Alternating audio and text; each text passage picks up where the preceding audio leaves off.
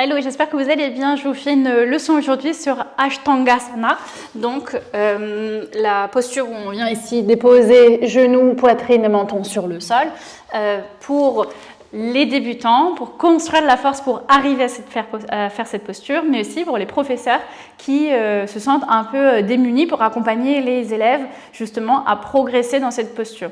Cette posture, en règle générale, est difficile pour les personnes qui débutent parce qu'elle nécessite quand même de la force dans les bras pour ralentir la descente du buste et de la tête et du coup venir se déposer avec contrôle sur le sol. C'est pas forcément évident au niveau de la force des bras, surtout si on n'a pas l'habitude de pratiquer une autre activité physique ou quoi que ce soit qui renforce un petit peu les muscles des bras. Ça peut être challengeant au début et donc l'objectif de cette leçon c'est de vous montrer comment construire de la force pour cette posture et comment y aller de manière progressive pour progressivement construire les fondations et ensuite aller chercher plus loin et puis développer la force et la conscience dans la posture.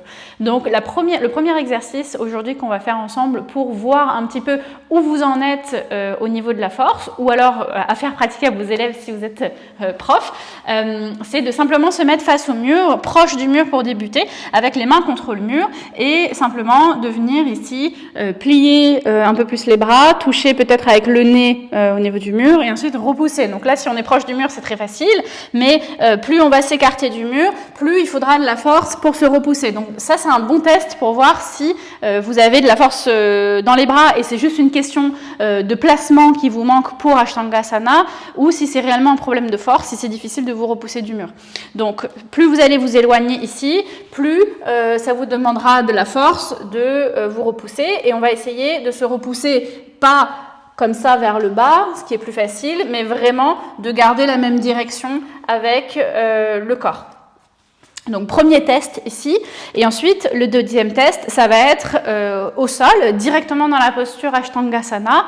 Ce qui va se passer quand la personne manque de force, il va y avoir deux actions qui vont être mises en place et donc vous pouvez vous filmer si c'est pour vous ou alors regarder vos élèves, est-ce qu'ils sont en train de compenser avec ces deux actions, ce qui peut être un warning pour voilà, parce que ils manquent de force.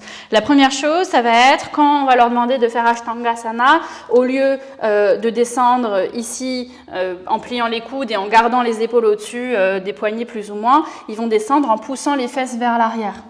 Il y a beaucoup de débutants qui poussent les fesses vers l'arrière et qui viennent poser les coudes sur le sol. Pourquoi ? Parce que ça demande beaucoup moins de force de partir vers l'arrière vu qu'on ramène plus de poids sur les genoux et donc on n'a pas besoin de solliciter la force des bras tant que ça. Donc ça peut être le premier indice dans manque de force, ça va être les fesses qui partent vers l'arrière.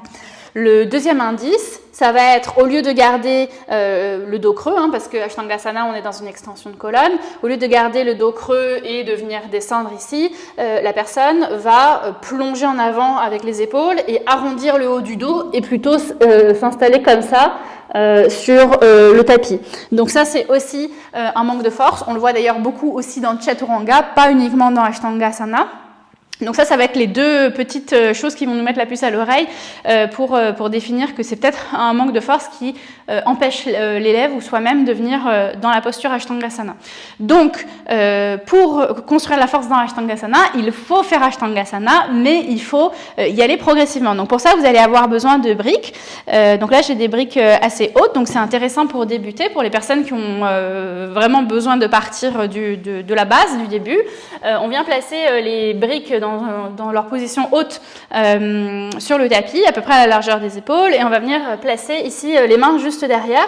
On va s'installer donc à quatre pattes, comme si on allait partir vers Ashtangasana, et on va venir creuser le dos. On creuse le dos et on va chercher cette activation des épaules vers l'arrière, comme si on voulait serrer les omoplates l'une vers l'autre, donc rétraction des omoplates.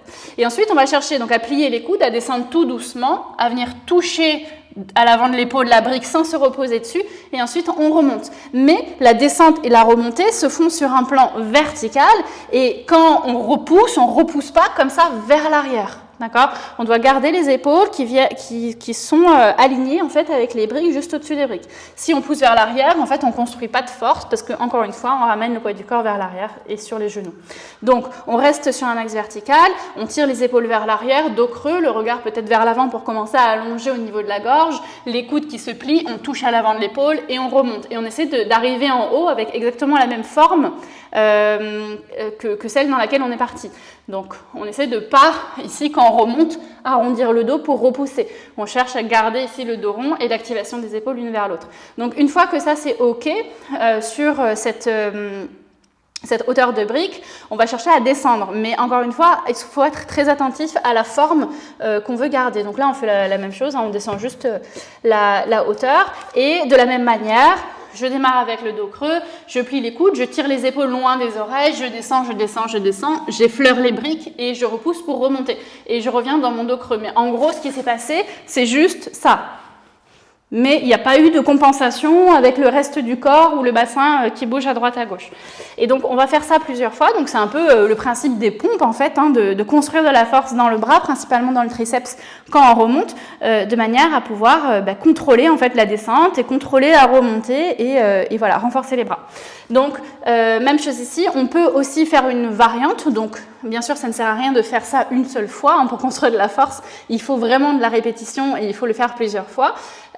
Donc vous pouvez faire, je ne sais pas, une dizaine, une quinzaine de fois et vous pouvez, une fois que vous avez construit un peu plus de force, vous pouvez faire une variante où vous venez donc vous installer en position basse, vous touchez mais sans vous reposer dessus, vous touchez juste, vous restez, vous comptez jusqu'à 3 ou jusqu'à 5 et ensuite vous remontez. D'accord? Donc on vient construire de la force aussi différemment. Et ça, on peut le faire indéfiniment jusqu'en bas. Donc là, si je prends des plus petites briques, je vais encore descendre plus proche du sol, mais c'est exactement le même principe, je viens, je descends, je touche et ensuite je remonte. Et on peut faire ça également sans briques, ça permet de continuer de construire la force pour cette posture-là. Et on se rend compte que les personnes qui le pratiquent régulièrement et qui arrivent à descendre sans trop de problèmes, finalement, elles sont coincées en bas et elles n'arrivent pas à remonter aussi. Donc, c'est bien de faire ce travail, même chez les personnes qui arrivent à faire Ashtangasana, ça permet de continuer de construire de la force dans les bras. Et ça va vraiment après aider pour Chaturanga et d'autres postures. Donc, même principe, ici, quand je n'ai pas de briques, je vais plutôt chercher à venir toucher la poitrine et éventuellement le menton sur le sol, mais sans toucher avec l'avant de mon épaule. Donc je continue de tirer les épaules vers l'arrière dans toute la descente et surtout quand j'arrive en bas. Donc je vais essayer de toucher poitrine et menton.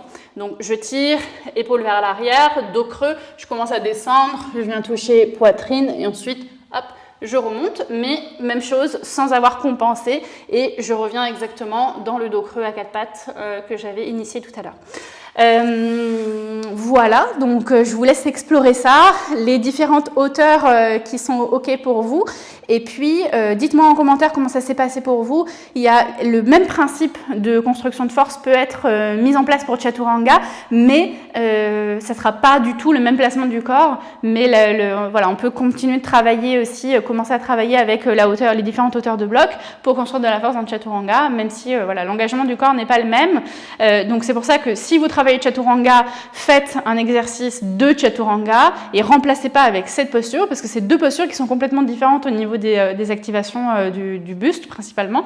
Donc si vous voulez travailler Ashtangasana, travaillez la force dans Ashtangasana. Si vous voulez travailler Chaturanga, travaillez la force dans Chaturanga. Voilà, je vous retrouve jeudi pour une prochaine leçon et j'espère que celle-ci vous aura aidé. À très vite.